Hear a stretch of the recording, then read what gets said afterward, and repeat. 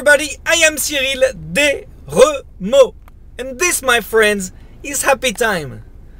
The great thing about Happy Time is that basically every time I do something, I'm trying to find a good thing I could say on Happy Time. What did I learn from that? What did what could I communicate? What good is there positive thing in what I did and that I could speak to a Happy Time?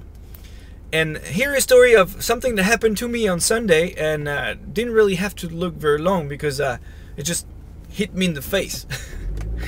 Okay, I was paddling with a two-man canoe, so we call that OC2. It's outrigger canoe, 2 people. So I was with David, and we were going pretty strong for 10 minutes. And those 2 men are really nice because they're light and you can go pretty fast, and you really see the effect when you push through the water your blade. But also they're very light and they're very tippy, so you could just flip around the canoe, and we call that with the Hawaiian term it's called a huli. So oops, hang on, someone's calling me. I'll call him later, sorry. So we call that huli, and we were going pretty strong for 10 minutes. And then, of course, we could feel, the canoe kind of moving, because I'm really familiar with those kind of canoes. So it's probably my balance that is not as great. But sometimes if you have the waves hitting you in the wrong way, and maybe you're putting the blade at the wrong position, then you can huli very easily. So, of course, after 10 minutes, we hulied once. But then David told me, okay, let's go back. And we tried to climb fast, and he said, okay, let's try to analyze what happened. How long do you think it took you to go back on track? Well, I don't know, 10 seconds. No, it took us 20 seconds. It doesn't matter. Huli is part of canoeing, so you just have to say it's part of it, but you have to be faster. We usually try to be between 14 to 15 seconds back on the canoe and just go back. So the first lesson he told me was, huli is part of canoeing. And he said, well, some people don't accept it, and they don't really like that because they might fall, and it's not fun to fall actually in the water. Sometimes it's cold waters.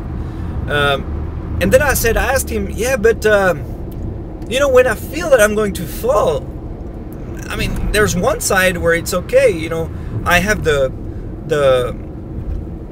floater that helps me, so I can really go and rip it and make it very strong. But on the other side, I can feel that if I do it too strong, then I could tip over easier. And he said, no, you still have to go strong and do the best rip you can. And I thought it was pretty good, and I could see he was right in front of me. He was like ripping it. And whenever I would be on the wrong side, I would do it a bit lower. Anyways, that was a second learning. And the third learning was, he said, well, you can always try to get better at not tipping, not doing huli. And then he said, you have to learn how to fly the ama. And so actually, we were just trying on purpose to not lose balance, but actually be totally in control of the balance. And so that was a third learning. And I couldn't help but do a parallel of these 3 learnings with real life. That was a powerful learning that he did to me in the canoe. And how sometimes anything you do is really teaching you something. Maybe American football is going to teach you teamwork, and I don't know, whatever you do, there's something you learn. Okay, and this just gave me a great lesson of life. And let's see it again, but with a life point of view. Okay, first, huli is part of paddling. Problems are part of life. And it's just gonna happen. You have to accept it, and some people don't accept it. Second thing, even though you might be huling, you still have to paddle as hard as you can.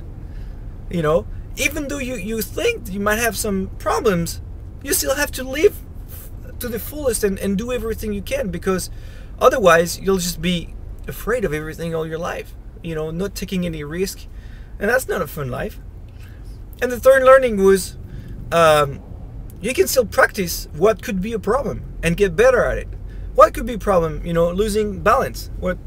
Try to learn having better balance, and next time you have a problem, then maybe you don't fall, and that's it. You know, in life, just get better at what you think could be problematic.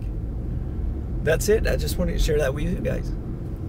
Aloha. Thank you, David.